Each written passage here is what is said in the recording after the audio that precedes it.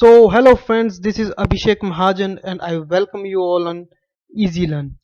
तो आज का जो हमारा टॉपिक है वो है स्टेजेस ऑफ डेवलपमेंट यानी कि विकास की अवस्थाएं। तो इस टॉपिक में हम देखेंगे कि जो बच्चा है जब वो पैदा होता है और पैदा होने के बाद वो किस किस अवस्थाओं से गुजरता है और हर एक अवस्था में उसका क्या क्या चेंजेस आते हैं, क्या क्या उसके विकास होता है उस अवस्था में। तो चलो हम शुरू करते हैं। तो सबसे पहले हम बात करते हैं हम इस चैप्टर में या इस लेसन में हम क्या क्या डिस्कस करने वाले हैं। सबसे पहले हम डिस्कस करेंगे meaning of stages of development, then different stages of development. जो विकास की अवस्थाएं वो कितनी हैं, कौन कौन सी अवस्थाएं हैं, कौन सी अवस्थाएं कब से कब तक शुरू होती हैं, then characteristics of each stages. सबसे पहले stages of development. Stages of development. There are certain period in the process of development where certain characteristics are observed in different period of life. They termed as stages. यानी कि बच्चे के विकास की प्रक्रिया में कुछ ऐसे ऐसी विशेषताएं हम देख सकते हैं, कुछ ऐसी अवस्थाओं में, कुछ ऐसे चरण में, और कहने का तात्पर्य है कि कुछ ऐसी अवधि में उस पर्टिकुलर अवधि को स्टेज बोला गया हुआ है। और चाइल्ड को हर एक चाइल्ड को इस डिफरेंट स्टेजेस से पार होके ही गुजरना पड़ता है डेवलपमेंट के लिए, प्रॉपर ग्रोथ एंड डेवलपमेंट के लिए। तो बेसिकली चार तरह की डेवलपमेंट की स्टेजेस हैं। पहली है इन्फेंसी स्टेज यानी कि शैशव अवस्था, तो शैशव अवस्था। Second one is childhood stage यानी कि बाल अवस्था। देन एडोलेसेंस स्टेज यानी कि किशोर अवस्था। Then fourth one is adulthood stage यानी कि वयस्क अवस्था। और एक चीज और बता दूं कि ये जो अवस्थाएं वो यूनिवर्सली एक्सेप्टेड नहीं है। हर एक कंट्री की अलग अलग उन्होंने स्टेजेस ऑफ डेवलपमेंट बनाई है और हर एक साइकोलॉजिस्ट के हिसाब से स्टेजेस, कईयों ने 5 स्टेजेस में किया हुआ है, कईयों ने 6 स्टेजेस में इसको डिवाइड किया हुआ है। कईयों ने इन्फेंसी स्टेज को 0 से 3 साल तक किया हुआ और 3 से 6 साल में उसको प्री चाइल्डहुड स्टेज कर दी है, देन लेटर चाइल्डहुड स्टेज कर दी है उसके बाद। तो हम स्टार्ट करते हैं सबसे पहले स्टेज के साथ। इन्फेंसी स्टेज यानी कि शैशव अवस्था।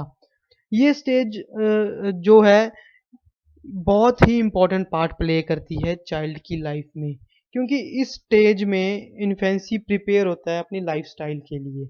और ये स्टेज है, इस स्टेज में बच्चा सीख जाता है कि इस तरह से बैठना है, चलना है, उठना है, दौड़ना है अपनी इच्छा के अनुसार। और हर लोग ने इस स्टेज को डेंजरस स्टेज भी कहा है, क्योंकि इस स्टेज में सबसे ज्यादा बच्चों की मौत होती है। Larger number of child death in this period occur. इस अवस्था में सबसे ज्यादा बच्चों की मौत होती है ड्यू टू इग्नोरेंस, लापरवाही के कारण, उनके अभिभावकों की लापरवाही के कारण, उनके बुजुर्गों की लापरवाही के कारण इस स्टेज में सबसे ज्यादा बच्चों की मौतें होती हैं। इसलिए इस स्टेज को डेंजरस स्टेज भी बोला गया है बाय हर लोग। देन इस स्टेज को अपीलिंग एज भी बोला गया है, बिकॉज जो चाइल्ड है वो बोल तो सकता नहीं, अपने काम खुद कर नहीं सकता इस एज में। 0 से 5 साल की एज है ये, अभी तो हार्डली वो बोलना सीखता है, चलना सीखता है। तो वो अपने बुजुर्गों पे और अपने अभिभावकों पे डिपेंड होता है और उनके ऊपर देखता है, उनको अपील करता है अपनी जरूरतों को, मूलभूत जरूरतों को पूरा करने के लिए। इसलिए इसको अपीलिंग एज बोला गया है। और ये तो मैंने बता ही दिया, इस एज में बच्चा बैठने के लिए एबल होता है, स्टैंड और वॉक करने के लिए अपनी इच्छा के अनुसार।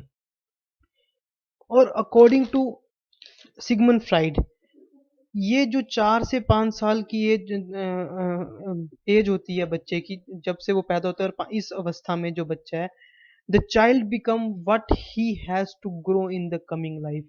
ये अवस्था उसकी तय करती है कि आने वाले समय में बच्चा क्या बनेगा। According to Freud, with in 4 to 5 years the child becomes what he has to grow in the coming life. अब हम इसके करेक्टरिस्टिक्स के बारे में बात करते हैं, यानी विशेषताओं के बारे में बात करते हैं, या हम बोल सकते हैं कि इस स्टेज में, इस अवस्था में कौन कौन से विकास होते हैं। और मेनली हर एक अवस्था में 4 तरह के ही विकासों के बारे में बात की गई है, 4 तरह की डेवलपमेंट के बारे में बात की है। वो है physical, then intellectual, emotional and social. तो सबसे पहले हम इस अवस्था में फिजिकल डेवलपमेंट यानी कि शारीरिक विकास के बारे में बात करेंगे। और सबसे पहले साइज एंड वेट। जो बच्चे का भार है और आकार है वो बहुत तेजी से ग्रो करता है, इस एज में बहुत तेजी से बढ़ता है। जब बच्चा पैदा होता है तो उसका जो एवरेज भार है वो होता है आपका राउंड अबाउट 7 पाउंड।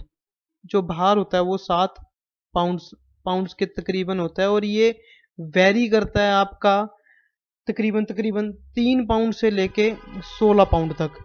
मतलब कि 7 पाउंड तो एक एवरेज भार दिया जाता है, मैक्सिमम बच्चों का एवरेज भार यही निकलता है, पर ये वेरी कर सकता है 3 से लेके 16 पाउंड के बीच में।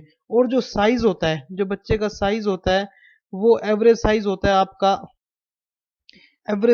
है आपका बच्चे का 19 इंच, यानी कि राउंड अबाउट 15 1.5 फुट से ऊपर ऊपर है ना। और ये भी वेरी करता है 17 इंच से लेके 21 इंच तक। ये जो वेरी करने का इसका ये डिपेंड करते हैं फैक्टर जो हमने पहले फैक्टर पिछले चैप्टर में पढ़े थे, factor affecting growth and development. Like कि पैदा होने से पहले मदर ने क्या फीडिंग ली हुई है, उसको कोई माल न्यूट्रिशन तो नहीं था, हेरिडिटी या डाइट की प्रॉब्लम नहीं थी, या तो ऐसी कोई ऑलरेडी प्रीवियस कोई डिजीजेस से कोई इफेक्टेड तो नहीं है मदर। तो ये सारा उसमें डिपेंड करता है। 7 पाउंड यानी कि तकरीबन तकरीबन हो गया आपका 3 साढ़े 3 किलो, और ये वेरी करता है 1.5 किलो से लेके 8 किलो तक बच्चा जब पैदा होता है तब होता है। देन जैसे बच्चा 2 साल का हो जाता है तो उसका एवरेज वेट हो जाता है, 2 सालों में उसका एवरेज वेट हो जाएगा आपका तकरीबन तकरीबन 25 पाउंड। 2 सालों में उसका एवरेज वेट आपका हो जाएगा 25 पाउंड। एक मुझे इसको इरेज करने दीजिए।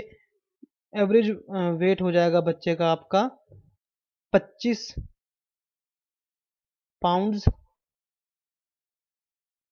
2 सालों में, ठीक है। और जो उसकी हाइट होगी वो राउंड अबाउट 33 इंचज हो जाएगी। जो उसकी बच्चे की एवरेज हाइट होगी 2 साल तक वो 33 इंचज हो जाएगी। और जब बच्चा 5 साल का होगा, 5 ईयर्स का होगा बच्चा, तो वो जब वो पैदा हुआ था उसके 5 गुना हो जाएगा। बर्थ के टाइम जो उसका वेट और साइज था उसके राउंड अबाउट 5 गुना हो जाता है वो, तकरीबन तकरीबन। ये एवरेज लिया गया, पर ये हर एक बच्चे पे लागू नहीं होता, ड्यू टू मैंने आपको फैक्टर्स बताए कि पैदा होने से पहले उसको कोई बीमारी तो नहीं थी, माँ को कोई बीमारी, हेरिडिटिकल कोई प्रॉब्लम तो नहीं थी, माल न्यूट्रिशन का शिकार तो नहीं थी मदर। तो ये फैक्टर्स डिपेंड करते हैं। देन सेकंड पॉइंट है इसका चेंज इन प्रोपोर्शन, यानी कि अनुपात में क्या क्या परिवर्तन आता है। जो बॉडी पार्ट है वो डिफरेंट तरह से ग्रो करते हैं। लाइक हाथ बढ़ना शुरू हो जाते हैं, सर बढ़ना शुरू हो जाता है, पेट बढ़ना शुरू हो जाता है, और आपके जबड़े बढ़ना शुरू होते हैं, जॉज जिनको बोलते हैं वो बढ़ना और डेवलप करना शुरू हो जाते हैं इस फिजिकल ग्रोथ में during this period. Then bones and muscles, ये भी रैपिड ग्रो करते हैं। एक हमने प्रिंसिपल देखो पढ़ा था, हमने ग्रोथ एंड डेवलपमेंट में एक प्रिंसिपल पढ़ा था, principle of rapid growth in early age. ये वही एज है जहाँ पे बच्चे की ग्रोथ है वो बहुत तेजी से होती है। तो ये बोन्स और मसल भी बहुत तेजी से डेवलप होते हैं। देन टीथ, टीथ की बात की जाए तो जो पहला टीथ है बच्चा वो 6 मंथ में निकालता है, और 6 मंथ में फर्स्ट टीथ फर्स्ट टीथ निकालता है। और 1 साल की उम्र तक होते होते राउंड अबाउट अप्रोक्सीमेटली 4 टीथ उसके आ जाते हैं, 4 टूथ उसके ग्रो हो जाते हैं। और अप्रोक्सीमेटली इस पीरियड के खत्म होते होते यानी कि 5 साल की उम्र तक वो 16 से 20 दांत अपने निकाल लेता है। एवरेज एवरेज 16 से 20 दांत उसको निकाल लेता है। और देन नेक्स्ट हम बात करेंगे नर्वस सिस्टम, यानी कि तांत्रिक प्रणाली की तांत्रिका प्रणाली के बारे में हम बात करेंगे। जो नर्वस सिस्टम होता है बच्चे का वो भी रैपिड तरह से ही ग्रो करता है, और इस स्टेज में बच्चा अपनी सेंसेस को डेवलप कर लेता है। स्टार्टिंग में जैसे कि अपने जितने भी बच्चा सिर्फ डिफरेंस नहीं कर पाता था कि उसको डांट रहे हैं कि उसको प्यार कर रहे हैं। पर जैसे जैसे वो ग्रो करता है, इस स्टेज की पीरियड की अवस्था का खत्म होने का समय आता है, वो उसका सेंसेस फंक्शन करना शुरू हो जाते हैं। लाइक वो देखना, अच्छी तरह से देखना शुरू कर देता है, टेस्ट करना, टेस्टिंग की पावर, उसकी स्मेलिंग की पावर, दुख और सुख की अनुभूति करना शुरू, फीलिंग और पेन एंड प्लेजर वो अ, लेना शुरू कर देता है। और जो उसके ग्रंथियां हैं वो भी प्रॉपरली फंक्शन, यानी कि ग्लैंड्स हैं, वो भी प्रॉपर फंक्शनिंग करना शुरू कर देते हैं इस अवस्था में। और यहाँ हम बोल सकते हैं ये अवस्था के खत्म होते होते। देन बात करते हैं डाइजेस्टिव सिस्टम की, पाचन तंत्र की।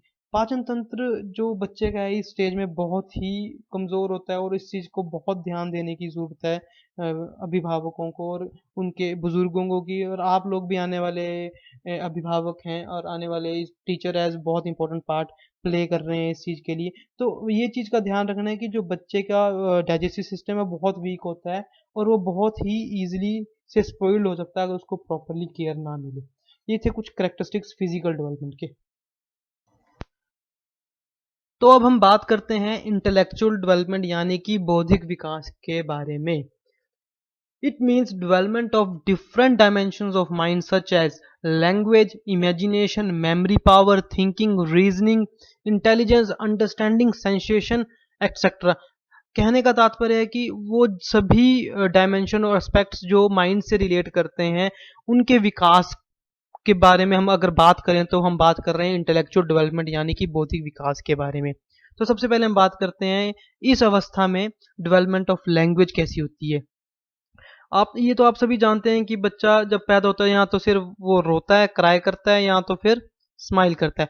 उसके पास यही दो इमोशंस होते हैं अपनी फीलिंग को शेयर करने के लिए, अपनी फीलिंग ऑफ एक्सप्रेशन बताने के लिए कि उसको पेन हो रहा है या प्लेजर हो रहा है या खुश हो रहा है या दुख हो रहा है। ये दो ही माध्यम से वो बता सकता है, और अपनी बेसिक नीड्स, भूख की बेसिक नीड या प्यास की बेसिक नीड को वो इन्हीं दो फीलिंग्स से वो शेयर कर सकता है। इसके अलावा उसके पास और कोई शब्द नहीं होते बोलने के लिए। और जब बच्चा 1 साल का हो जाता है वो तकरीबन तकरीबन 2 से 3 शब्दों को बोलना शुरू कर देता है। और मैक्सिमम वो स्टार्ट करता है माँ, बा, आ, पा। ये कुछ ऐसे 2-4 शब्द हैं वो जो बोलना शुरू करता है 1 साल की उम्र में। और ये शब्द उसके लिए आसान है, वो इजीली टंग ट्विस्टर शब्द नहीं है जो उसको बोल नहीं सकता वो। उसके बोल सकते हैं आप इस शब्दों को बोलने के लिए ज़्यादा उसको मेहनत करने की ज़रूरत नहीं है, कुछ एक्स्ट्रा सीखने की ज़रूरत नहीं है। वो जैसे मुंह खोलेगा या कुछ बोलेगा तो इन शब्दों का वो प्रयोग करके 1 साल में वो सीख सकता है। और जैसे ही वो 18 महीने यानी कि 1.5 साल का होता है, 18 मंथ्स या 1.5 साल का होता है, वो तकरीबन तकरीबन बात करना शुरू कर देता है छोटे छोटे सेंटेंसेस की। और इस स्टेज में रैपिड ग्रोथ होती है उसकी लैंग्वेज की, रैपिड ग्रोथ होती है उसकी लैंग्वेज की। प्लस 2 साल के बाद बच्चा, या जब बच्चा 2 से 3 साल का हो जाता है, तकरीबन तकरीबन 2 और 3 साल के बीच में बच्चा होता है, तो वो अपने जो बुजुर्गों द्वारा या अपने माता पिता द्वारा जो शब्द घर में यूजली बोले जाते हैं या रिपीट किए जाते हैं उनको वो भी इमिटेट करना शुरू करता है, यानी कि उनकी नकल करना शुरू कर देता है। वो उनको बोलना शुरू कर देता है इस इन शब्दों को अप्रोक्सीमेटली। और ये 2 से 3 साल के बीच में इन शब्दों को बोलना शुरू कर देता है। Then according to professor Smith, उन्होंने कुछ ऑब्जर्व किया था एक एक्सपेरिमेंट में कि कितने साल का बच्चा कितने शब्द बोल सकता है। Then Smith according to professor Smith 1 साल का बच्चा अप्रोक्सीमेटली 3 शब्द बोलता है, 3 वर्ड्स। एंड 2 साल का बच्चा अप्रोक्सीमेटली राउंड अबाउट एबल है स्पीक करने के लिए 272 वर्ड्स। और इस स्टेज के खत्म होते होते मतलब जब बच्चा 5 साल के आसपास पहुंच जाता है तो वो 2072 वर्ड्स इजीली बोल सकता है, याद रख सकता है अकॉर्डिंग टू स्मिथ। अब हम बात करेंगे इंटरेस्ट के बारे में, यानी कि शौक के बारे में। बच्चे को उसी चीज पे इंटरेस्ट होता है जो उसकी नीड्स को सेटिस्फाई, बेसिक नीड्स को सेटिस्फाई करता है। उसको बाकी दुनिया से कोई लेना देना नहीं है, बाकी दुनिया में कुछ भी हो रहा है उसको कोई लेना देना नहीं है। भूकंप आ रहा है, कोरोना की महामारी है, उसको कोई लेना देना है, उसको कोई उसको शौक नहीं है इस चीज़ का। वो बस उन्हीं चीज़ों से सैटिस्फाई होता है, उन्हीं चीज़ों में इंटरेस्ट लेता है जो उसकी बेसिक नीड्स को पूरा करती हैं, जैसे कि हंगर की या फीडिंग की। और जैसे जैसे बच्चा बड़ा होता है वैसे वैसे वो ब्राइटर चीज़ों की तरफ अपना शौक ले जाता है, मतलब चमकदार चीज़ों की तरफ अपना शौक को कन्वर्ट कर लेता है। और मूविंग टॉयज के ऊपर, बेसिकली मूविंग टॉय या चलने वाली कोई भी चीज़ें हैं, ये खिलौने हैं, उसकी तरफ अपना उसका वो इंटरेस्ट बताता है। देन क्यूरियस क्वेश्चन, जिज्ञासु प्रश्न पूछता रहता है। मैक्सिमम जो ये बच्चा होता है जब वो बोलना शुरू करता है, इस स्टेज के खत्म होते होते, इस अवस्था के खत्म होते होते, बच्चे बच्चे का ये क्वेश्चन होता है, what it is, why it so, what has done it, how. बस चार ही चीजों से उसका मतलब व्हाट, हाउ, व्हेन। इसको और कुछ, चाहे उसका आप जो मर्जी आंसर दे दीजिए, पर उसको उससे कोई लेना देना नहीं है। बस उसको लेना देना है कि उसको क्यों हो रहा है, कौन कर रहा है, कैसे हो रहा है। बस ये क्वेश्चनिंग करेगा।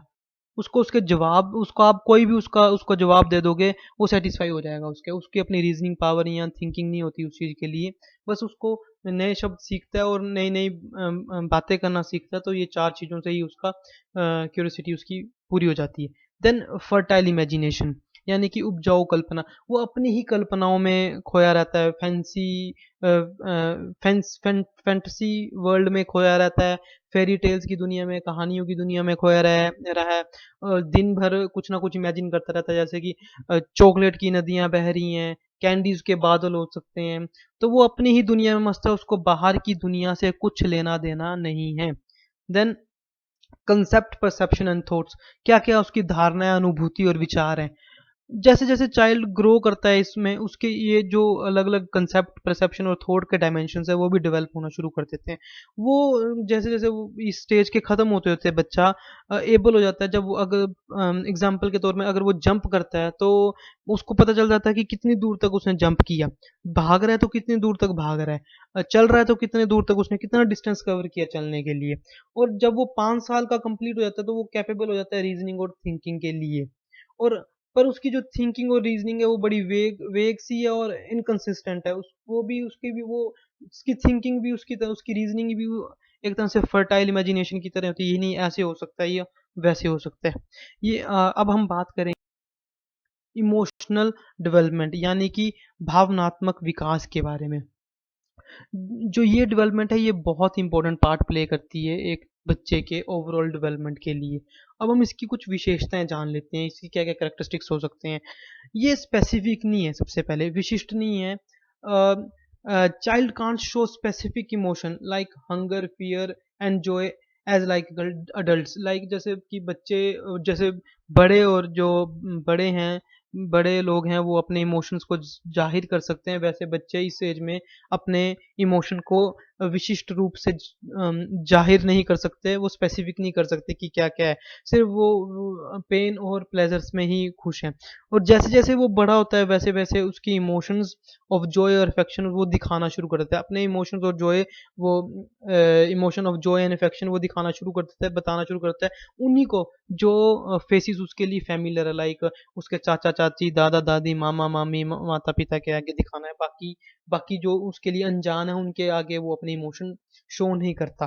देन इस स्टेज में बच्चा बहुत ही इमोशनली डेवलप्ड होता है। जैसे जैसे वो 2 से 5 साल के बीच में आता है, उसकी इमोशनल डेवलपमेंट बहुत अच्छी सी हो जाती है। और अगर इस इमोशनल डेवलपमेंट को अगर प्रॉपर तरीके से हैंडल नहीं किया जाए तो बच्चा इमोशनली इमेच्योर भी हो सकता है आने वाले दिनों में। देन हम बात करेंगे अब सोशल डेवलपमेंट की। तो सोशल डेवलपमेंट यानी कि सामाजिक विकास, तो ये स्पेसिफिक नहीं है, होता ही नहीं जन्म के दौरान, तो ये होता ही नहीं। और सोशल डेवलपमेंट बोला जाए तो वो एग्जिस्ट ही नहीं करता at the time of birth. सामाजिक विकास तो जन्म के टाइम पे वो होता ही नहीं है। और उसकी जितनी भी एक्टिविटी है, जितना भी इंटरेस्ट है, उसकी अपने ही दायरे में सीमित है, उसको बाहर की दुनिया से कुछ लेना देना नहीं है। और बेसिकली वो एक, क्योंकि वो डिपेंडेंट होता है, निर्भर होता है, वो पूरी पूरा ही निर्भर है अपने माता-पिता या अपने अभिभावक या फिर अपने बुजुर्गों के ऊपर अपनी छोटी-मोटी ज़रूरतों को, मूलभूत ज़रूरतों को पूरा करने के लिए, लाइक खाना, दूध पीने के लिए, कुछ चीज़ें पकड़ने के लिए, उसकी सेफ्टी के लिए वो अपने होम पे ही रिस्ट्रिक्टेड है, अपने होम तक ही, अपने घर तक ही, कि उसकी डिपेंडेंसी उस पर ही निर्भर रहता है।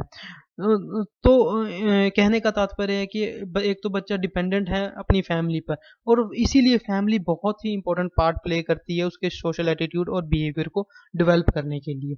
देन सॉलिटरी प्ले, मतलब कि अकेला ही खेलना पसंद करता है। आपने देखा होगा बच्चे यूजली कोई सामान पड़ा है, चम्मच पड़ा है, गिलास पड़ा है, प्लेट पड़ी है, वो उठा के एक जगह से दूसरी जगह रखेंगे, फिर वहीं से उठा के फिर जहाँ से पहले उठाया वहीं रखेंगे।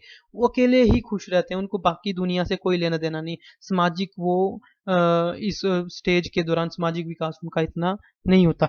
पर जैसे जैसे ये स्टेज खत्म होती है वो सॉलिटरी प्ले से सोशल प्ले की तरफ आना शुरू कर देता है। लाइक 2 से 3 साल तक का बच्चा सोशल प्ले में आना शुरू करता है। 3 साल का बच्चा अपनी जो खेलने की गतिविधियां हैं वो दूसरों के साथ शेयर करता है, दूसरों के साथ खेलना पसंद करता है। और जैसे ही बच्चा 3 से 4 साल का हो जाता है और उसके 3 से 5 साल के बीच में बच्चा, सॉरी 3 से 5 साल के बीच में बच्चा एक ग्रुप में खेलना शुरू कर देता है। ग्रुप में उसके फ्रेंड्स बनना शुरू करते हैं और उसका एक छोटा सा ग्रुप 3 से 4 बच्चों का ग्रुप हो जाता है 3 से 5 साल की उम्र में। और इसमें वो बहुत ज़्यादा लड़ता है और दोस्ती भी बहुत करता है। जब बच्चा 3 साल तक का होता है तो उसकी लड़ाई बहुत होती है। वो पर्सनली खींचता है, ये मेरा है, ये मेरा है। जब वो बोलना शुरू करता है, ये मेरा है, सिर्फ मेरा, ये उसी का है।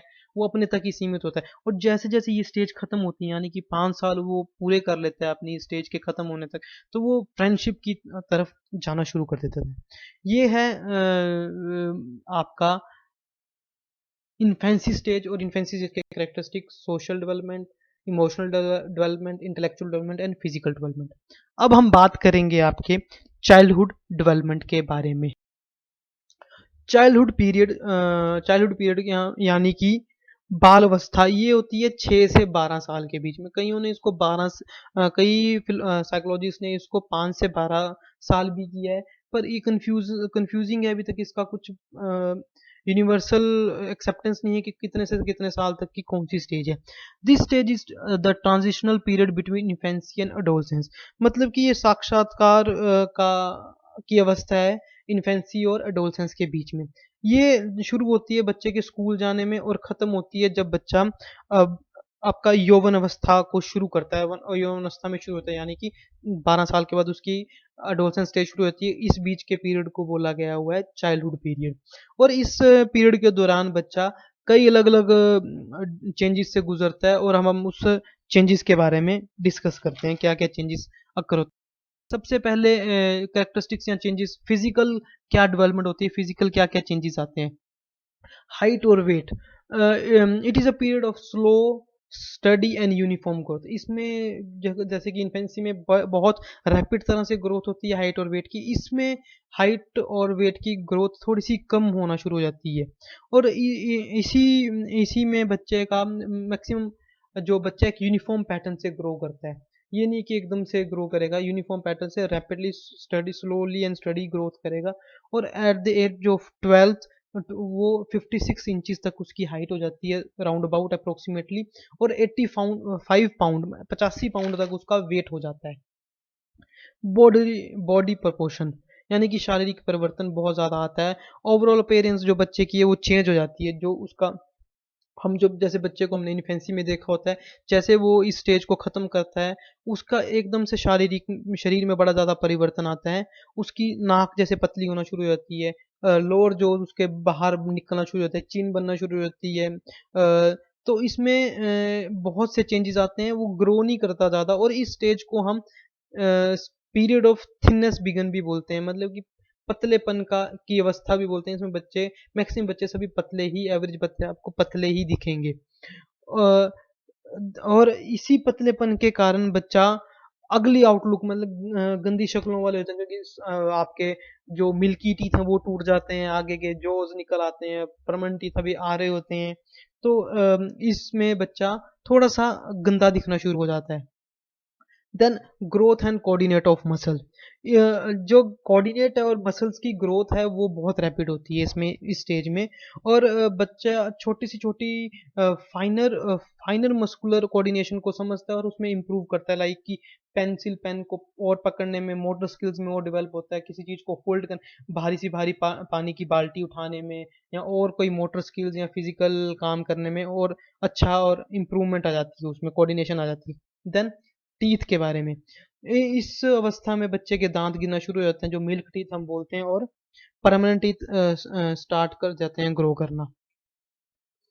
देन नर्वस सिस्टम, तांत्रिक प्रणाली के बारे में, जो इसमें नर्वस सिस्टम है ये भी थोड़ा सा स्लोली ही काम करता है as compare to infancy. Infancy में बहुत तेजी से डेवलपमेंट होती थी नर्वस सिस्टम की, पर इस स्टेज में नर्वस सिस्टम की डेवलपमेंट थोड़ी सी धीरे से होती, थोड़े से कम गति से होती है, पर होती जरूर है इसमें।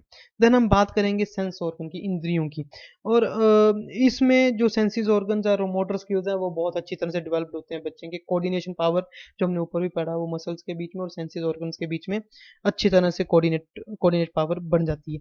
देन डाइजेस्टिव सिस्टम, एज जैसे हमने पढ़ा कि इन्फेंसी स्टेज में डाइजेस्टिव सिस्टम वीक होता है अगर उसकी प्रॉपर केयर नहीं की जाए।